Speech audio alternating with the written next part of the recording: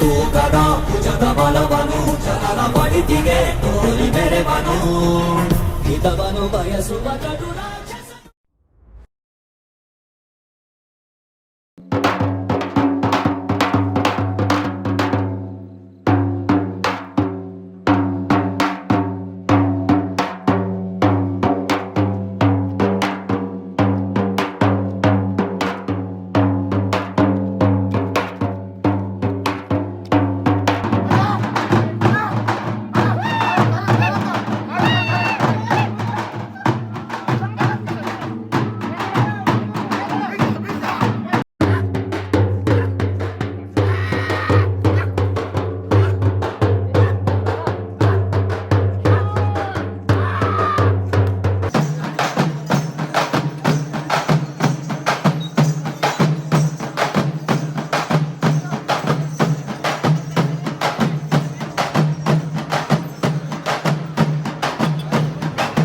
ಬೇಡರ ವೇಷದ ಹಿಂದಿರುವ ಇನ್ನೊಂದು ದಂತಕಥೆಯನ್ನು ತಿಳ್ಕೊಳ್ಳೋಣ.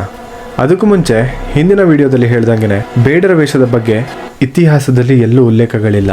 ಈ ಭಾಗದ ಜನರಲ್ಲಿ ಬೇಡರ ವೇಷದ ಬಗ್ಗೆ ಅರಿತವರನ್ನ ಈ ಭಾಗದಲ್ಲಿರುವ ಇತಿಹಾಸ ಸಂಶೋಧಕರ ಜೊತೆ ಚರ್ಚಿಸಿದಾಗ ಅವ್ರು ಹೇಳಿದ್ದು ಬೇಡರ ವೇಷ ಒಂದು ಜಾನಪದ ಕಲೆ, ಇದರ ಹಿಂದೆ ಬರೀ ದಂತಕಥೆಗಳೇ ಸಿಗುತ್ತೆ ಹೊರತು ಇತಿಹಾಸದಲ್ಲಿ ಎಲ್ಲೂ ಉಲ್ಲೇಖಗಳು ಇಲ್ಲ.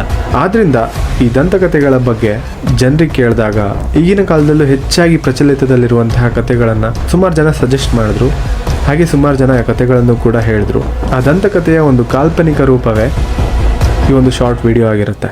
ಆ್ಯಂಡ್ ಈ ದಂತಕಥೆಯಲ್ಲಿರುವಂತಹ ಘಟನೆಗಳೇ ನಿಜವಾಗ್ಲೂ ಆಗಿದ್ದು ಅಂತ ಎಲ್ಲೂ ಉಲ್ಲೇಖಗಳಿಲ್ಲ. ಆ್ಯಂಡ್ ಇದು ದಂತಕಥೆಯ ಒಂದು ಕಾಲ್ಪನಿಕ ವಿಡಿಯೋ.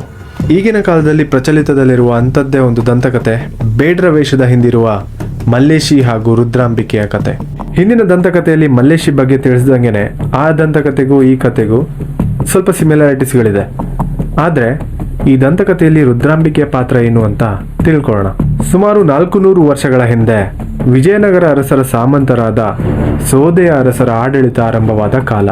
ಹಿಂದಿನ ದಂತಕಥೆಯಲ್ಲಿ ಹೇಳಿದಾಗೆ ಸೋದೆ ಅರಸರ ಆಡಳಿತದ ಸಮಯದಲ್ಲಿ ಶಿರ್ಸಿ ವ್ಯಾಪಾರ ಹಾಗೂ ವ್ಯವಹಾರಗಳಿಗೆ ಒಂದು ಕೇಂದ್ರ ಸ್ಥಳವಾಗಿತ್ತು. ಅದಕ್ಕೆ ಆ ಕಾಲದಲ್ಲಿ ಶಿರ್ಸಿಯನ್ನ ಕಲ್ಯಾಣ ಪಟ್ಟಣ ಅಂತ ಕರೆಯಲಾಗ್ತಿತ್ತು. ಆಗಿನ ಕಾಲದಲ್ಲಿ ಸಾಮ್ರಾಜ್ಯ ವಿಸ್ತರಣೆಗೆ ಯುದ್ಧಗಳು, ದಾಳಿಗಳು ಆಗೋದು ಸರ್ವೇ ಸಾಮಾನ್ಯವಾಗಿತ್ತು. ಅದೇ ರೀತಿ ಈ ಭಾಗದಲ್ಲಿ ಬಹುಮನಿ ಹಾಗೂ ಮೊಘಲರ ದಾಳಿ ಆರಂಭವಾಗುತ್ತೆ. ಈ ದಾಳಿಗಳನ್ನು ಹೇಗೆ ನಿಯಂತ್ರಿಸೋದು, ಹೇಗೆ ತಡೆಗಟ್ಟೋದು ಅನ್ನುವ ಪ್ರಶ್ನೆ ಇಲ್ಲಿನ ಅರಸರಲ್ಲಿ ತುಂಬ ಕಾಡ್ತಾ ಇತ್ತು.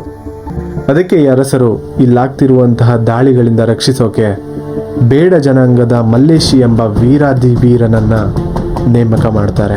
ಮೊದಲು ಸರಿಯಾಗಿ ತನ್ನ ಕರ್ತವ್ಯವನ್ನು ನಿರ್ವಹಿಸುತ್ತಿದ್ದ ಈ ಮಲ್ಲೇಶಿ ದಿನ ಕಳೀತಾ ಇದ್ದಂತೆ ತನ್ನ ಅಧಿಕಾರದ ಸೊಕ್ಕಿನಿಂದ ದುರಾಡಳಿತ ಆರಂಭಿಸುತ್ತಾನೆ.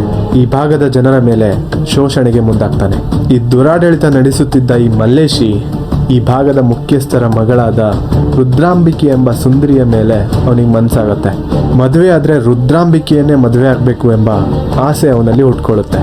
ಆದರೆ ಈ ರುದ್ರಾಂಬಿಕೆಗೆ ಈ ಮಲ್ಲೇಶಿಯನ್ನ ಮದುವೆ ಆಗೋಕೆ ಕಿಂಚಿತ್ತೂ ಇಷ್ಟ ಇರಲ್ಲ. ಆದರೂ ಈ ದುರಾಡಳಿತ ನಡೆಸುತ್ತಿದ್ದ ಈ ಮಲ್ಲೇಶಿಗೆ ಪಾಠ ಕಲಿಸಬೇಕೆಂಬ ಉದ್ದೇಶದಿಂದ ತನ್ನ ಜೀವನವನ್ನೇ ತ್ಯಾಗ ಮಾಡಿ ಮದುವೆ ಆಗ್ತಾಳೆ. ದುರಾಡಳಿತ ಹಾಗೂ ಶೋಷಣೆ ನಡೆಸುತ್ತಿದ್ದ ಈ ಮಲ್ಲೇಶಿ ಹೋಳಿ ಹಬ್ಬದ ದಿನ ಬೇಡ ವೇಷಧಾರಿಯಾಗಿ ಕುಣಿಯುತ್ತಿದ್ದಾಗ ಇವನಿಗೆ ತಕ್ಕ ಪಾಠ ಕಲಿಸಬೇಕೆಂಬ ಉದ್ದೇಶದಿಂದ ರುದ್ರಾಂಬಿಕೆ ಆ ಮಲ್ಲೇಶಿಯ ಕಣ್ಣಿಗೆ ಬಿಸಿ ಎಣ್ಣೆಯನ್ನು ಎರಚುತ್ತಾಳೆ.